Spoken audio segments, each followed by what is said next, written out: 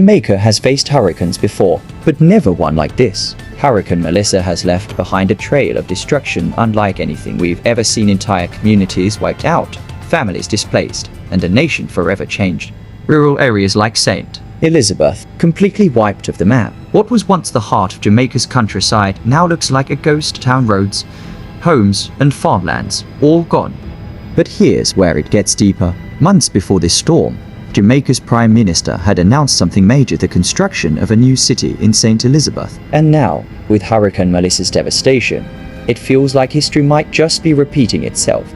Because this isn't the first time a Jamaican city has been born out of disaster. Over 300 years ago, Port Royal, the wealthiest city in the Caribbean, was struck by a catastrophic earthquake and tsunami. It sank beneath the sea, and what rose in its place was Kingston, Jamaica's capital today.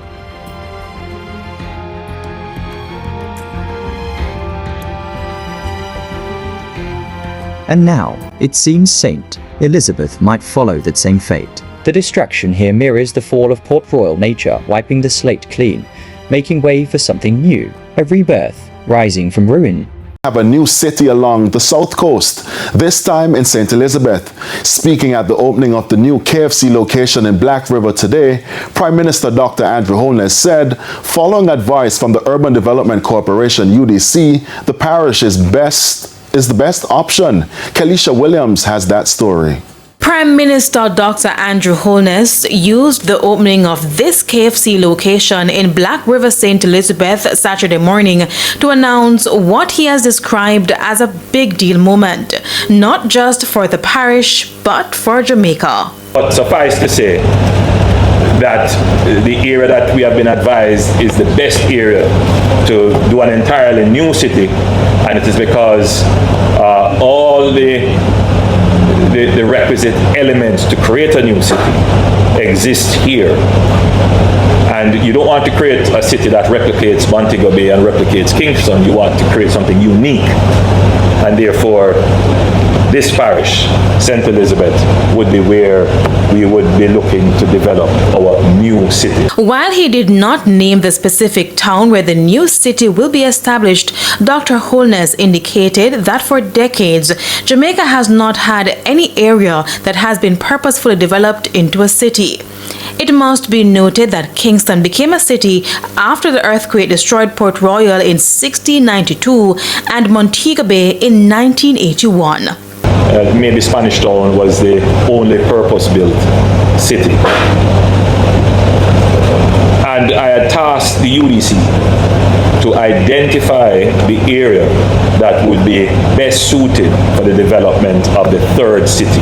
In going further, he explained that's the reason behind the government's push to improve the infrastructure in the parish. You can now start to make sense of why it is that we are making certain massive investments in the parish, which would include the bypass for Spur Tree to go down, and then the bypass to get to here, which will effectively bypass Santa Cruz. It will involve the development of South Coast tourism, because we have a product here that is really great.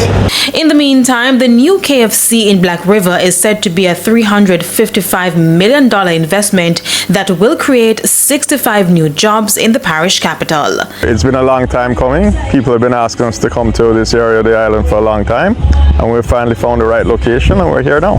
Kelisha Williams, TVJ News. But this time, Jamaica is different, stronger, more united. We've seen what nature can do, and we're preparing to rebuild smarter, safer, and stronger than ever before. This is something you can't really prepare for. You can't predict the full force of nature. When it happens, it just happens. And when it does, all we can do is admire, acknowledge, and rebuild. So it is now 2:41 and I am reporting from St. Elizabeth. I am actually in Junction right now. It's the only place we can get a little signal, and even then it's not stable. I think right now I'm physically okay, but just mentally exhausted looking at the damage and devastation all around. It's a lot, especially in the Treasure Beach area. The roads are just, I don't know, it's hard to even describe what we're seeing on the road. Not even potholes, but craters. Like you can see where the roads crumbled under the pressure of the water and the wind. So the roads are impassable. Some areas are still flooded, and there are utility poles in some sections of the road, trees. The residents, though, they're quite resilient, so they have been on the road all morning trying to clear sections of the road. On Tuesday, though, we were basically marooned. We're not able to leave the Treasure Beach area because a lot of trees blocked the road. So we're in Treasure Beach all day yesterday, and I think for us, we started to feel the brunt of the storm from around Monday night and all day Tuesday. Heavy rain, extremely strong winds.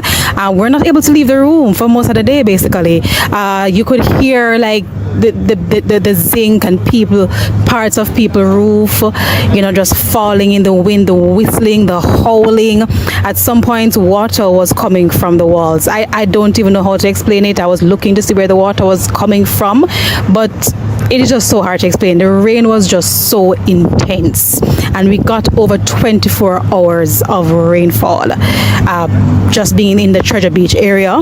For the most part, no, everyone in southern St. Elizabeth is without electricity, no water in some areas, no connection. So you can't receive calls, you can't send out calls. I know lots of people, they are concerned about their relatives in the other parts of the island, especially in Western Jamaica, because they have not been in contact with them. We tried to go to Black River earlier this morning because we were told that a section of the bridge, well, the bridge is non-existent. The bridge that would take you from Black River into Treasure Beach, that bridge collapsed. I heard that pedestrians can go across, but motor vehicles cannot go across. We were trying to go there, but the Fuller's Wood main road is impassable, waist high water. We're trying to go through, but we had to make a U-turn, and that's how we ended up in Junction, still searching, going through, trying to find connection. It is almost apocalyptic. It's just so much hard to describe. The people, as I said earlier, they're resilient and they're just grateful. They're grateful for life. Grateful for life. I know most of the coastal persons who are living extremely close to the coast, most of their properties, they have lost roofs, and the storm surge came in. It's going to take some time before a lot of these people recover, especially those who still are recovering from Hurricane Beryl, and to have Hurricane Melissa now causing such severe damage. Hurricane Melissa will go down in history as the storm that changed Jamaica forever. But from this devastation will rise a new era, one built not just on concrete and steel, but on the strength, spirit, and resilience of the Jamaican people.